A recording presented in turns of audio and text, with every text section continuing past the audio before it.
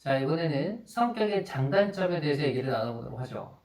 성격의 장단점은 장점을 어떻게 써야 될까, 단점을 어떻게 써야 될까 고민하는 부분이 많은데 사실 성격의 장단점은 성격의 장점을 쓰는 거예요.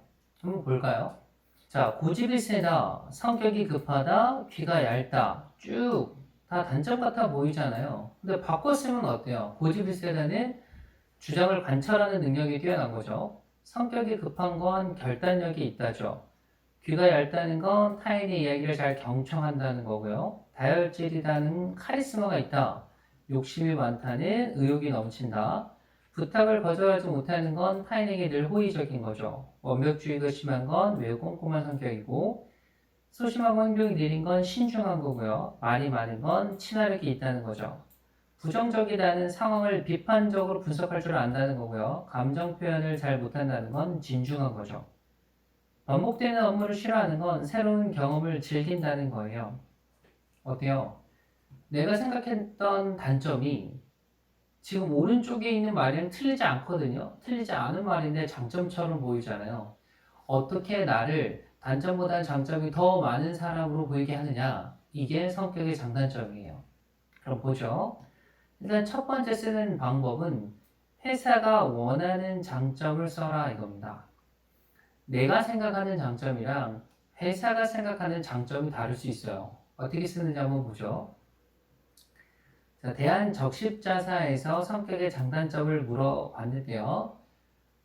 사무총무 법무니까 IT 활용 능력과 의사소통력 그리고 팀워크가 돋보이는 장점을 써야겠죠. 볼까요? 헬퍼의 성장기 했네요. 일단 헬퍼라고 하는 거 보니까 대한적 십자사가 원하는 봉사와 관련된 거에 일단 호기심을 집중하는 건 맞는 것 같아요. 초등학교 고학년 어느 때쯤 집 전화료가 10만 원이 넘어 나온 적이 있습니다. 부모님의 끈질긴 신문에 저는 TV에 병원에서 힘들어하는 아이가 보여 그 밑에 보이는 광고 전화번호로 계속 전화를 했다고 자백했습니다. 아버지께서는 다른 사람을 도우려면 나를 제대로 아는 것부터 필요하다 조언하시는 것으로 사건은 마무리되었습니다. 자, 지금 이 부분에서도 봉사정신이 계속 나오고 있죠. 그리고 거짓말을 하지 않고 자백을 하는 걸로 봐서 재미있는 에피소드를 전함과 동시에 나는 착하다, 신뢰가 있다, 믿음직하다라는 걸 잘 보여주고 있는 것 같아요. 그렇게 저는 선도움 후 책임이 장점이자 단점이었습니다. 대학교 1년을 휴학하고 가나에서 유니세프 봉사활동을 했던 적이 있었습니다.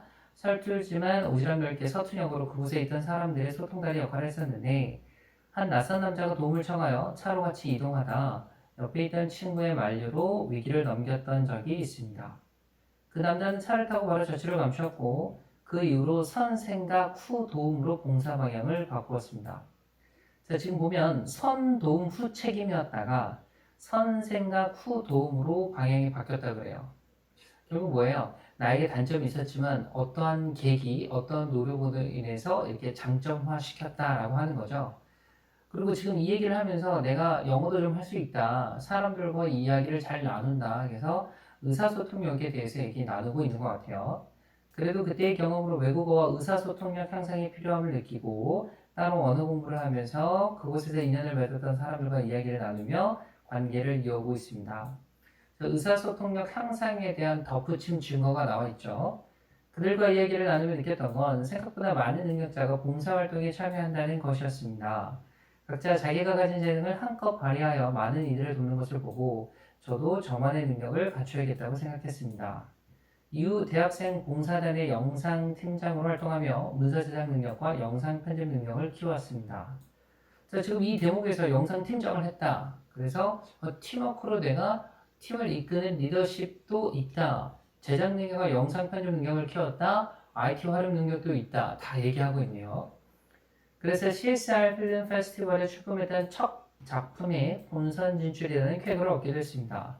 팀원 모두가 함께하기에 더 큰 의미가 있었고 저 자신도 많이 성장할 수 있었던 시간이라 더욱 감사한 시간이었습니다. 나만의 어떤 성취가 아니라 같이 했던 성취라고 하면서 계속 팀워크에 대해서 얘기하고 있어요. 대한적 십자에서도 저에게 의미가 있는 일을 찾아 실천하고 고통이 있는 곳에 따뜻함을 선물할 수 있는 사람이 될 수 있도록 힘쓰겠습니다. 자, 마무리 잘 짓고 있죠? 의미를 찾는 사람이 되고 싶다. 하나 더 볼까요? 자, 이번에는 제주항공이네요. 뭐죠? 오타가 있나 보네요. 성격의 장단점 제주항공. 자, 일단 내가 플라이트 어텐던트, 스튜어디스를 하려면 대인관계력과 국제감각, 어학 능력, 고객 지향이 있어야 되니까 이거에 초점을 맞춰서 쓰면 좋겠죠. 자, 끊임없는 도전을 한번 보겠습니다. 적극적으로 끝까지 포기하지 않는 긍정적인 성격과 도전 정신이 저의 장점이라고 생각합니다. 장점을 먼저 말했네요. 때문에 영어, 일본어 공부는 물론 헬스학원에 다니는 등 무엇이든 열심히 배우고 바쁘게 생활합니다. 저희 적극적인 자세는 외국어를 익히는 것에 있어 특히 좋은 자질이라고 생각합니다. 내가 먼저 다가가고 말을 할수록 내 것으로 익힐 수 있는 표현이 많아지기 때문입니다. 이런 활발하고 적극적인 성격은 다양한 국적의 다양한 사람을 만나는 것에 두려움 없이 임할 수 있기 때문에 양질의 서비스를 제공하는 데 도움이 되리라고 생각합니다. 자, 일단 다른 사람한테 다가가는 게 있어서 어려움이 없으니까 대인관계력은 있네요. 그리고 내가 이런 공부를 해서 어학 능력까지 갖추고 있고 국제감각 같은 경우는 아직 정확하게 증거가 제시되고 있지 않지만 도전할 수 있는 어떤 준비가 되어 있다라는 걸 어필하는 것 같아요. 그러면 거절을 잘 하지 못하는 것이 단점이라고 생각합니다. 때문에 종종 난감한 경우가 발생하기도 하지만 승무원으로서 고객의 요구를 받고 도움을 주는 데 있어서는 오히려 장점으로 적용될 거라 생각합니다. 기내에서 승객의 사소한 요구와 불만도 진심으로 귀를 기울이고 좀 더 세심한 서비스를 위해 노력함으로써 제주항공과 함께 성장하는 저로 도약하고 싶습니다. 지금 보니까 거절을 잘 하지 못하는 것이 단점이라 그랬어요. 근데 이게 승무원으로서는 장점이 될 거다라고 생각하고 왜 그런가에 대한 이유도 얘기하고 있어요. 결국 아까 제가 말했던 성격의 장단점은 성격의 장점을 얘기하는 거다. 더 정확히 말하면 직무에 필요한 장점을 말하는 거다. 이렇게 되겠죠. 자, 다음은 반전 스토리입니다. 성격의 장단점을 쓸 때 이런 질문을 하는 친구들이 되게 많아요. 장점을 먼저 써야 되나요? 단점을 먼저 써야 되나요? 결론부터 말씀드리면 둘 다 괜찮아요. 일단 장점만 많으면 되고요. 장점과 단점이 아예 성질이 다른데 분명한 경우가 있어요. 이럴 때는 초대 효과. 먼저 첫인상이 좋아야 되기 때문에 장점을 먼저 쓰는 게 좋고요. 양날검인 경우가 많잖아요. 본인의 성격이나 어떤 자질관에서. 그래서 내가 갖고 있는 어떤 능력이 이런 부분에서는 단점인데 이런 부분에서는 장점이다라는 경우가 있잖아요. 그럴 때는 단점을 먼저 말하고 나서 반전 스토리로 어떤 노력을 거쳐서 이런 장점으로 바뀌었다라고 말해주면 이야기가 더 재밌어지겠죠. 볼까요? 본인 성격의 장단점에 대해 기술해 주시기 바랍니다. 캐논 코리아 비즈니스 솔루션 제품 서비스 영업 직무네요. 뭘까요? 고객님 바로 이겁니다. 이게 뭘까요? No! 제가 제일 싫어하는 말이면서 가장 하기 힘든 말입니다. 단점이 먼저 나왔네요. 덕분에 첫 영업을 할 때에도 고객의 요구를 전부 들어주려 하다가 마지막에 오히려 거래 성사가 불발되는 경우가 많아 고객한테도 상사한테도 좋은 이미지가 아니었습니다. 바로 사례를 들어서 설명하고 있네요. 그 상황이 아주 답답했는지 소속 팀장님께서 저에게 영업 시작이 가장 좋았던 선배명을 추천해 주셨습니다. 성격이 좋아 전부터 알고 있던 사이라 기쁜 마음으로 같이 다니며 일을 배우기 시작했습니다. 넌 거절을 잘 못하니까 그 심정을 잘 알 것 같아. 그럼 반대로 고객에게 거절을 잘 못할 상황을 만들어 보면 어떨까? 저에게 처음 건넨 질문이며 제안이었는데 전 잘 이해하지 못했습니다. 선배는 별다른 설명 없이 본인 고객과의 약속이 있던 장소로 저를 데려갔습니다. 그리고 2시간 동안 대화를 나누는데 특이했던 건 상품에 관한 이야기는 하나도 없었고 많은 고객이 오히려 7할 이상을 차지할 정도로 많았던 것입니다. 저 지금 계속해서 대화체를 쓰고 있어요. 대화체를 많이 쓴다는 건 그 이야기의 신뢰도를 높여준다 그랬죠. 어땠어? 상담이 끝나고 저에게 던진 두 번째 질문이었습니다. 다시 우물쭈물하는 저에게 선배는 말을 이어갔습니다. 당신은 이 상품을 충분히 사용할 만한 가치가 있는 사람입니다. 이게 먼저야. 넌 다른 사람의 기분을 좋게 만드는 재주가 있으니 잘할 수 있을 거야. 이번 달 실적이 좋은 사람이 아니라 계속 실적이 좋은 직원이 되고 싶다면 좋은 고객도 내가 만들고 좋은 환경도 내가 만들어봐. 상품에 관한 건 천천히 공부해도 되지 않습니까? 이 캐논 코리아 비즈니스 솔루션이 원하는 그리고 이 서비스 영업에서 원하는 가치가 여기 나온 것 같아요. 그러면서 본인의 가치 또한 이렇다가 나오는 것 같아요. 한 번 실적이 좋은 사람이 아니라 계속 좋은 실적. 한 번 결과가 좋은 사람이 아니라 계속 결과가 좋은 사람임을 어필하고 있는 거겠죠. 가장 듣고 싶었던 칭찬을 들어서 그랬는지 연신 감사하다고 고개를 숙이고 배운 부분을 실행에 옮기기 시작했습니다. 상대방의 기분이 나쁘지 않도록 금전 상황과 제품의 활용 정도를 살폈고 제품 이외의 이야기도 같이 나누며 신뢰를 쌓아갔습니다.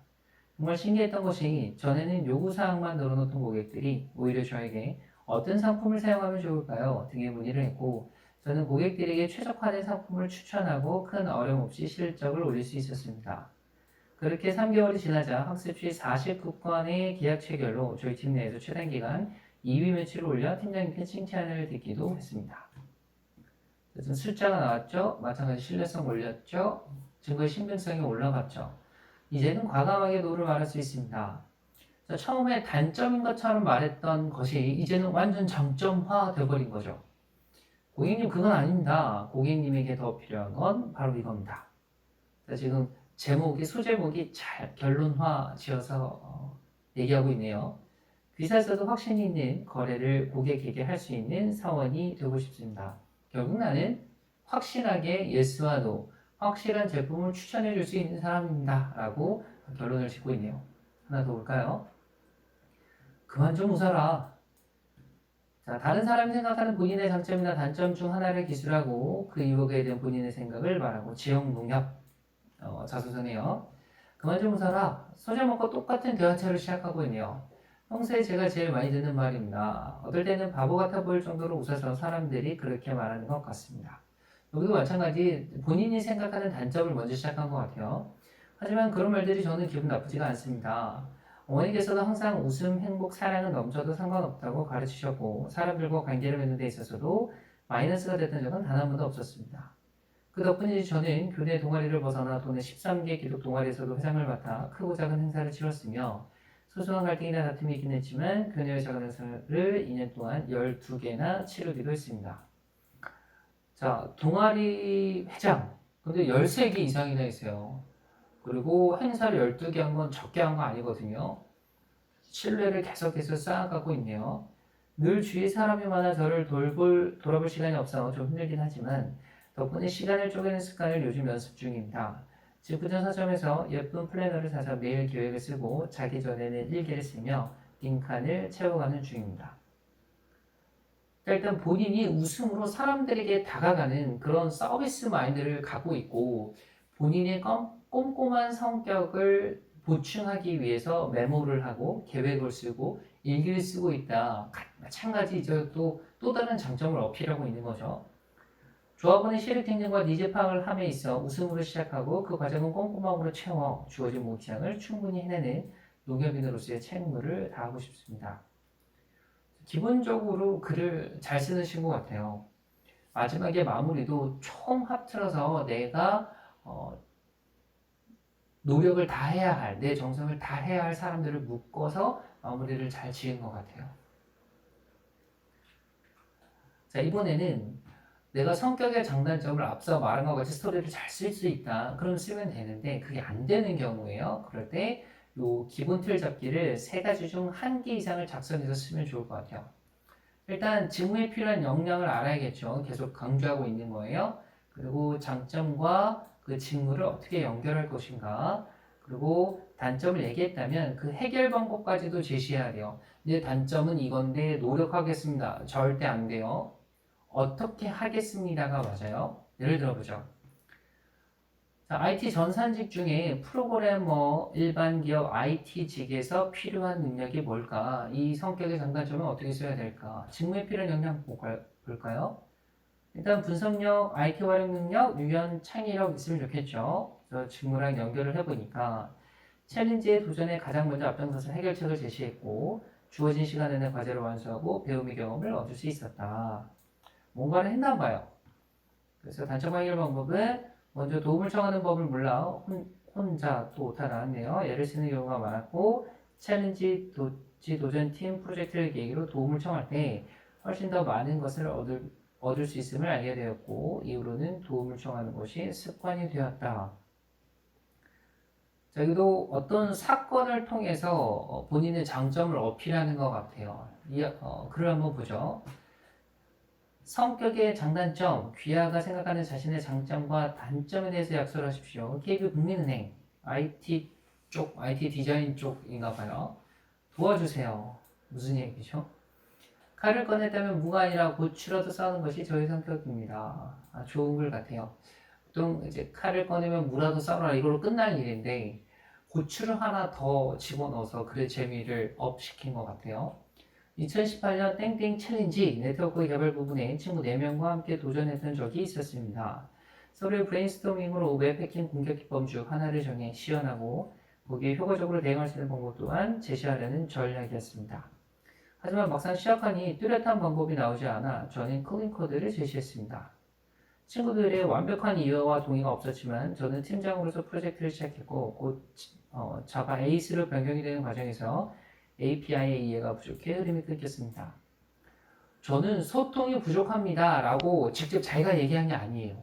그냥 이야기를 풀어나갔는데 여기만 보면 단점이 나오죠. 아주 괜찮은 방법이에요. 그러니까 아주 솔직하게 나는 이런 장점이 있고 이런 단점이 있고 이렇게 얘기하는 게 아니라 내가 쓴 글에서 자연스럽게 그게 묻어나온다면 글자 수를 자기가 조절할 수 있는 거예요. 줄일 수도 있고 늘릴 수도 있는 거죠. 시간이 있었다면 따로 공부했겠지만 시간이 부족했던 탓에 그제야 친구들에게 사죄하고 도움을 청했습니다. 뒤늦은 팀워크 때문인지 본선 진출에는 실패했지만 팀워크와 시간의 효율성의 중요성을 깊게 배울 수 있었던 시간이었습니다. 이후 저의 가장 큰 단점이었던 도움 청하기는 제 생활 습관이 되었고 덕분에 저는 일을 진행할 때마다 시간을 줄이며 많은 이들의 도움을 받을 수 있었습니다. 자, 아까 본인의 장점과 단점을 동시에 어필했었죠. 나는 리더십이 있고 실행력이 있지만 도움을 못 청하는 단점이 있었다. 근데 그 계기로 지금 단점을 이렇게 고쳐서 이렇게 계속 진행해 나가고 있다까지 얘기하고 있어요. 그리고 많은 기업이 그런 방식으로 오픈소스를 공유하며 더 많은 아이디어를 공유한다는 것도 알게 되었습니다.